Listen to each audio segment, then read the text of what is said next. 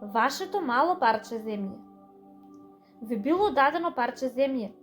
Ви рекле да се грижите за неа и да ги научите основите.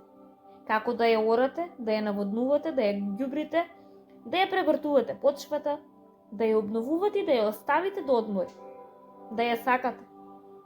Некои послушале и направиле онака како што им било кажано, но таму застанале.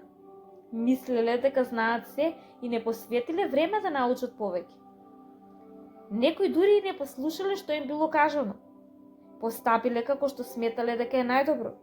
Станале нетрпеливи и постапиле спротивно на она што им било кажано, но на крај се уназадиле, а земјата се исушила. Некои решиле да научат повеќе. Барале и прашувале, читале книги и слушале, и ја научиле најважната работа, дека не знаат ништо. Одлучиле да продолжат да учат до крајот на животот. Нивните животи се промениле, а тие ги промениле животите на другите луѓе, а парчето земја се претворило во рај на земјата. Некои ја обвиниле нивната несреќа што не им била доделена земја покрај морето, дека земјата била сува, или дека тие кои што успевале ги познавале главните луѓе. Некои се обиделе да смислат поинаков систем кој што ги зема од богатите и им се дава на сиромашните, наместо да се обидуваат да научат што прават богатите и да се обидат да ги следат нивните примери. Тоа се оние кои што му завидуваат на богатството на својот ближен. Тие посакуваат само да се исуши неговата земја. Некои не можат да поднесат зимски студ, други не можат да ја поднесат летната жештина. Некои не можат да ги поднесат ни студот ни жештината. Некои не знаат што сакаат, а други сакаат да не сакаат. Веруваат дека ако некој сакаат јануари, се што треба е да направат само да ја искинат неговата страница од календарот. И од луѓето бараат да го направат истото. Внимателни се покрај човекот кој што не го прави тоа. Но јануари е даден како и сите други месеци и годишни времења.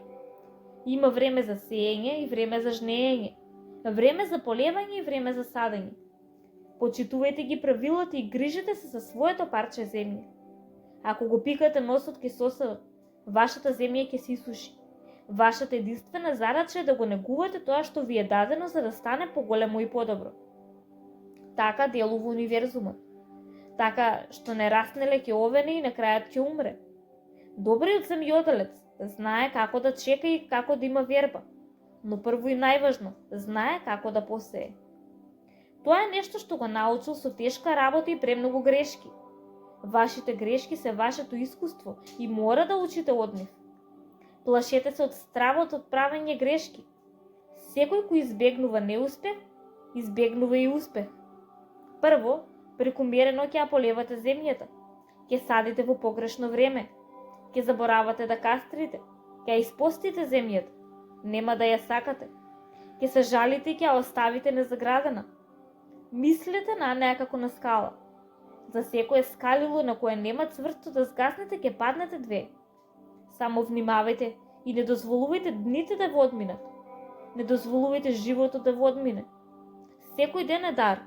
Отворете го, не отфрлајте го. Пазете се од лесниот живот. Тоа е сигурна и бавна смрт. Сакајте ги вашите проблеми. Ке ви однесат чекор подалеку. Прифатете ги искушенијата. Колку е посилен ветрот, толку е поцврсто дрвото.